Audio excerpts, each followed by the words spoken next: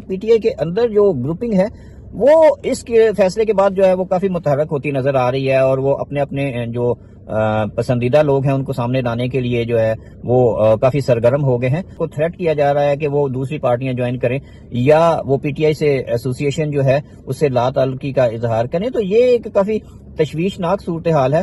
پاکستان میں political victimization جو ہے وہ ہوتی رہی ہے، اور کب تک ہوتی رہے گی اس بارے میں کچھ نہیں کہا جا سکتا۔ سابق امریکی صدر اور موجودہ صدارتی امیدوار ڈونلڈ ٹرمپ پر ہونے والا حملہ جو ہے وہ یقیناً ایک افسوسناک خبر ہے۔ خدا کا شکر ہے کہ وہ اس حملے میں محفوظ رہے۔ دوستو، میں ہوں عاصم جیلانی اور اس وقت ہمارے ساتھ امریکہ سے سینئر جرنلسٹ شمیم محمود صاحب موجود ہے۔ شمیم صاحب سے آج ہم ملکی صورت صدر ٹرمپ پر حملہ ہوا اس پر بھی بات کرتے ہیں۔ شمیم صاحب بتائیے گا کہ امریکہ کے جو سابق صدر ہیں ان پر حملہ ہوا، آپ اس کو کیسے دیکھتے ہیں؟ آیا ماضی میں بھی کچھ صدور پر کوئی حملے ہوئے ہیں؟ سابق امریکی صدر اور موجودہ صدارتی امیدوار ڈونلڈ ٹرمپ پر ہونے والا حملہ جو ہے وہ یقیناً ایک افسوسناک خبر ہے۔ خدا کا شکر ہے کہ وہ اس حملے میں محفوظ رہے۔ اب اگر امریکہ کی تاریخ اٹھا کر دیکھ لیں تو سابق صدور پر حملے ہوتے رہے ہیں۔ سب سے پہلا جو حملہ ہے وہ 1865 میں ابراہم لنکن پر ہوا، اور اس کے بعد 1880 میں جو ہے وہ ان کے جو صدر سے گارفیلڈ ان پر بھی حملہ ہوا۔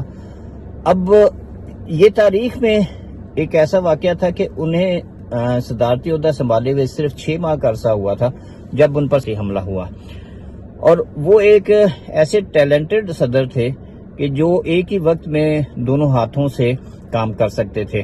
کہا یہ جاتا ہے کہ گارفیلڈ جو ہیں وہ لیفٹ اور رائٹ دونوں ہاتھ استعمال کرتے تھے، اور اس میں ایک ہی وقت میں ایک ہاتھ سے لاطینی اور ایک ہاتھ سے وہ یونانی لکھ سکتے تھے۔ تو ان کو صدارتی عہدہ سنبھالے ہوئے صرف 6 ماہ کا عرصہ ہوا تھا جب ان پر حملہ کر دیا گیا اور انہیں موت کی نیند سلا دیا گیا۔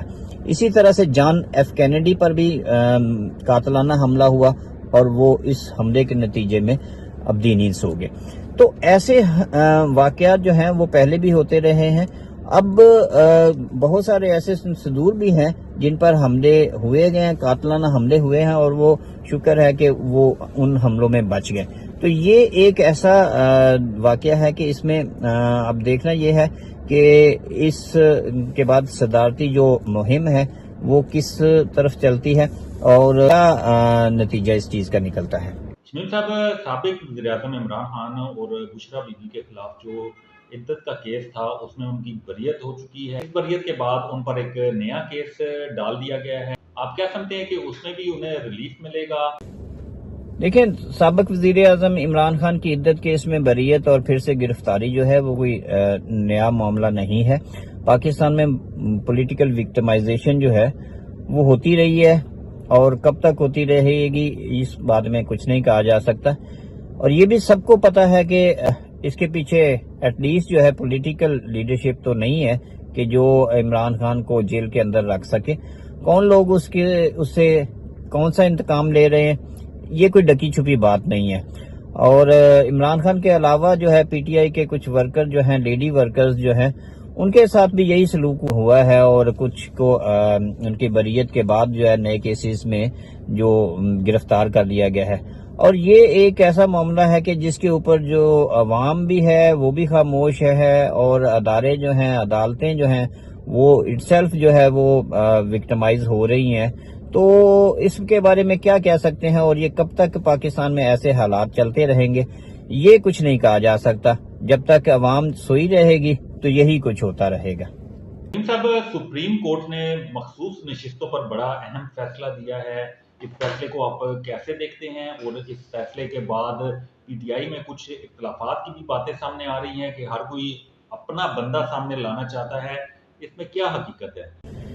مخصوص نشستوں پر سپریم کورٹ کا جو فیصلہ ہے اس کے بارے میں یہ تو ایک الگ بحث ہے کہ ان کے بارے میں کیا ہوتا ہے، لیکن یہ بات بھی ایک قابل ذکر ہے کہ پی ٹی آئی کے اندر جو گروپنگ ہے وہ اس کے فیصلے کے بعد جو ہے وہ کافی متحرک ہوتی نظر آ رہی ہے، اور وہ اپنے اپنے جو پسندیدہ لوگ ہیں ان کو سامنے لانے کے لیے جو ہے وہ کافی سرگرم ہو گئے ہیں۔